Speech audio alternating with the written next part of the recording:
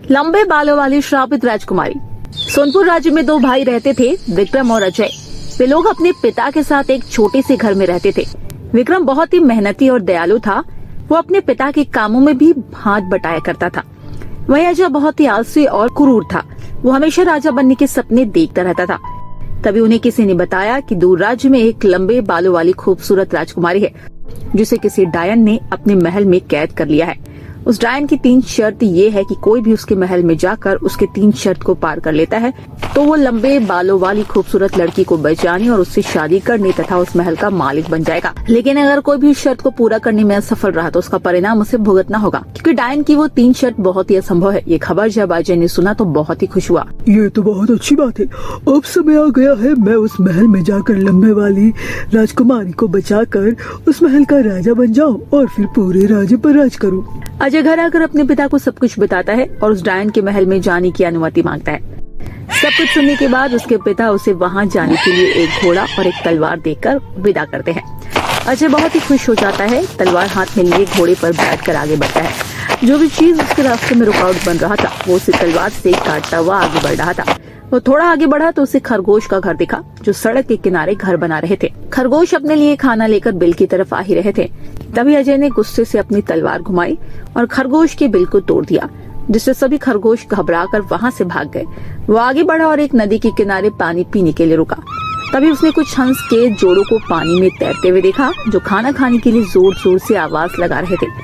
लेकिन अजय ने उन हंसों को खाने को कुछ भी नहीं दिया, बल्कि एक पत्थर उठाकर उस पर वार किया, जिससे वो सभी हंस डर कर वहाँ से भाग गए। तुम सारे पक्षी इसी के लायक हो। तुम्हें दिखाई नहीं दे रहा मैं यहाँ पानी पी रहा हूँ और तुम यहाँ शोर मचा रहे हो। भागो यहाँ से। पानी पीकर अजय थोड़ा आगे बढ़ा।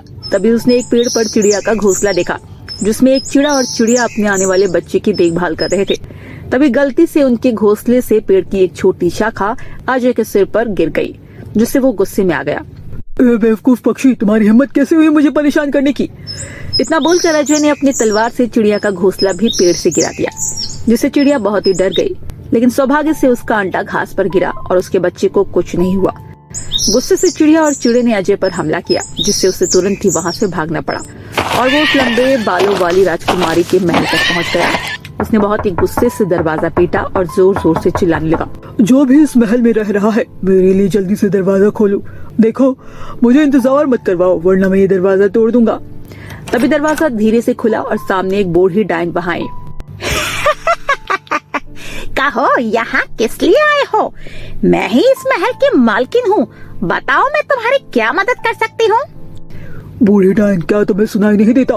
मैं यहाँ कितनी देर से दरवाजे पर तुम्हारा इंतजार कर रहा हूँ और तुम अभी आई हो।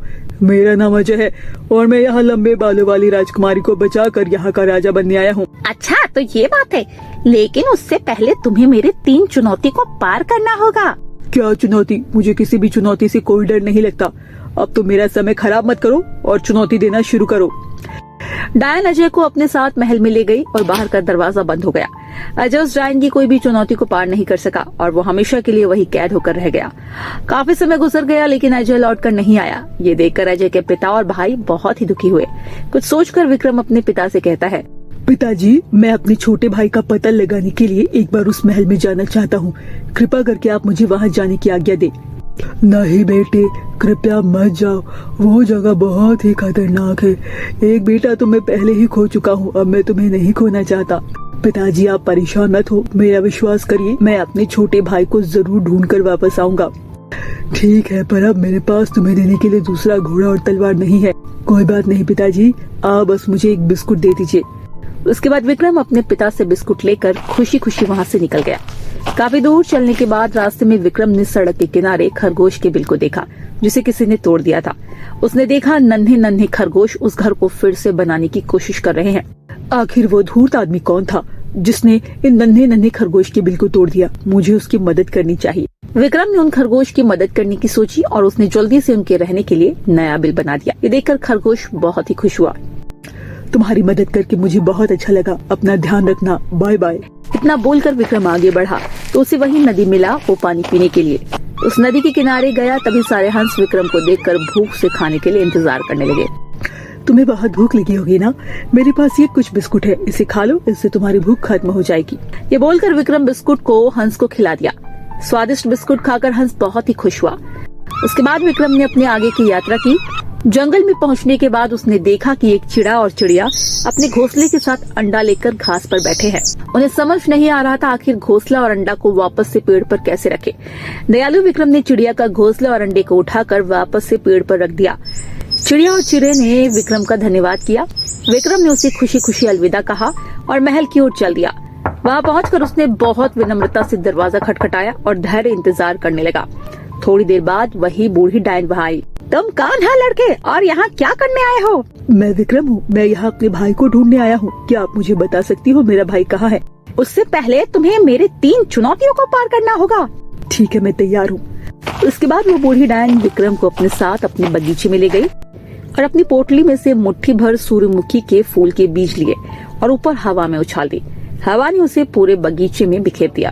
तो तुम्हारी पहली चुनौती ये है, तुम्हें 1 घंटे के अंदर इन सारे बीजों को वापस से इस पोटली में डालनी है।